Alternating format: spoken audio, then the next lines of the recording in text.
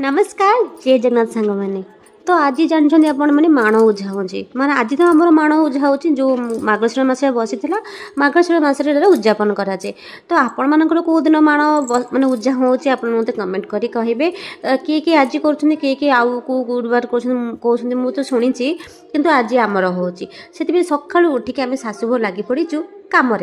माने मु आपन को देखाई भी माने माण बसई केतले कौन देखाई मतलब टाइम ना निजुक मु सजेई भी आज टाइम ना कारण मु सजेबा पछरे आग मो भगवान का कामटा फास्ट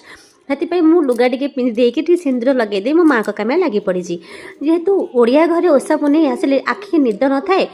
माने कहते बहुत सारा खुशी थाए मन केमती माँ को आम पूजा करूँ सपना सब कहे ओडिया घरे एत कम कारण तांकर जेतु बेंगली से एत माने एत व्रत करते खा मेन मेन व्रत करती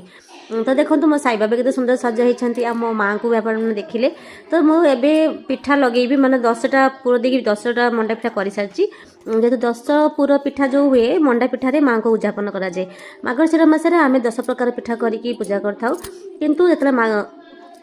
माने आमर व्रत माने माघ मास जो माँ को उद्यापन कराए से 10टा मंडा पिठारे माँ को उद्यापन कराए तो सकाल उठी शाशु काम लगी जाकि मु 9टा भितर आमर एथरक लगी दि जाइए माने आम दिह जेतु खाई जी पिठा से भोग शीघ्र टे करदे सी खाई बाहर को जीव तो 10टा पिठा सांगे सांगे गैस टे करदेली आउ बहुत सारा चूना 3 किलो चूना अच्छी जोटा आम चूल्हे करूँ तो फास्ट आम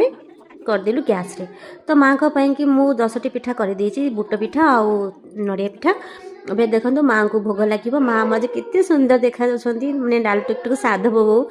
आम माँ लक्ष्मी माँ जमती गोटे सुंदर माने जमती माँ को जमती व्यवहार आचरण माँ जमती घरर सबू नारी माने घरर लक्ष्मी था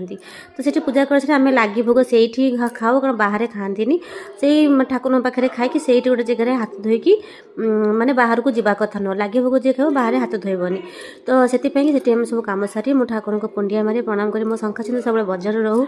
माँ को सबू मोर केवल नहीं सब नारी मान शंखा सिंधु सब पाखे था बस माँ को ये कामना करी मु चलीगली बाहर को माने आम जो रोसे घर आम समस्त मिसिकी करूँ आम खुड़ी शाशु मैंने से चलीगलु पिठा करने चूना सब जनता हो सारी आप देखिए केते चूना अच्छे बहुत फल से चकटुंट मुझे गोटे भारी बसई सारी मुझे समस्त भिडियो करके देखा समस्त आज व्हाइट कलर शाढ़ी पिंधि कहती मैंने आम ओडिया घर जो परंपरा थाए ना मैं समस्त बहुत सुंदर लगते सब दिन मानक सब ओषा पुनी हेले आम खुड़ी शाशु मु समस्त आम ये एकाठी होकर करूँ जना पड़े आम जो कमटा करूँ कष्ट जना पड़े सी करती मुझे करे मो आम बो भी मिसी जाती कारण सपना से आम रोसे संभाली आज आउ एठी आम सब पिठा गढ़ुछु तांकर भी से माने 2.5 किलो 3 किलो पाखापाखि आम